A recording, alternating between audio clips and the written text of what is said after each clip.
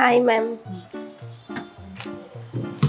ఏం కావాలి మ్యామ్? మీకు ఏమైనా మోడల్స్ అనుకున్నారా లేకపోతే మేము చూపించమా?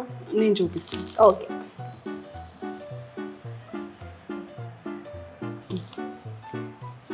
ఈ మోడల్ అయితే చాలా బాగుంది.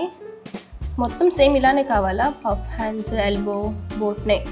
నాకు యాజ్ ఇట్ ఈస్ ఇదే మోడల్ కావాలండి. Same elbow hands, full puff రావాలి and princess cut, back deep ఇట్లా రౌండ్ నెక్ పెట్టాలి. సేమ్ యాజ్ ఇట్ ఈస్ ఫోటోలో ఎలా ఉందో అలాగే కావాలి. ఫ్యాబ్రిక్ ఒకసారి చూపిస్తారా మేడం? ఇది ఫ్యాబ్రిక్, లైనింగ్ కూడా ఇంట్లో ఉంది, తెచ్చాను. దీంట్లోనే నేను చెప్పిన మోడల్ మొత్తం కావాలి. ఇదే ఫ్యాబ్రికా మేడం?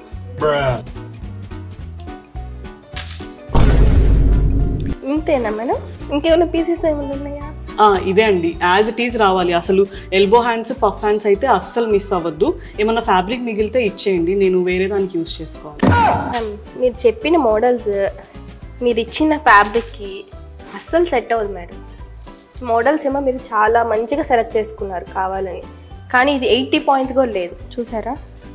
దీంట్లో మీరు అనుకున్న మోడల్స్ అసలు రావు. మ్యాక్సిమమ్ 1.5 మీటర్ కావాలి మీరు అనుకున్న.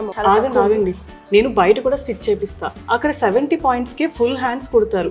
ఏదో ఒకటి అడ్జస్ట్ చేసి కుట్టేయండి మేడం. 70 పాయింట్స్లో అస్సలు కుదరదు. చేయాలంటే మొత్తం అతుకులు వస్తాయి. ప్రతి పార్ట్కి అతుకులు ఇస్తాను. ఓకేనా మీకు? లేదండి, మోడల్ అస్సలు చేంజ్ అవ్వకూడదు అండ్ ఎక్కడ జాయింట్స్ కూడా పడకూడదు. నాకు యాజ్ ఇట్ ఈస్ ఫోటోలో ఉన్నట్టే కావాలి. సో ఫ్రెండ్స్, చూస్తున్నారు కదా, ruffle hands, puff hands, patch neck designs, ఇలాంటి డిజైన్స్కి కటింగ్లో మనం ఎక్కువ ఫ్యాబ్రిక్ యూజ్ చేయవలసి ఉంటుంది.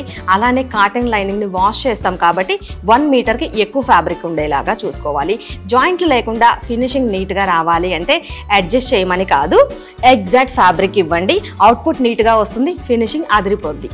ఓకే మేడం, ట్రై చేస్తారు మీరు చెప్పిన మోడల్ చేయడానికి. కానీ తర్వాత హ్యాండ్స్ ఎక్కడ అని మాత్రం నన్ను అడగద్దు.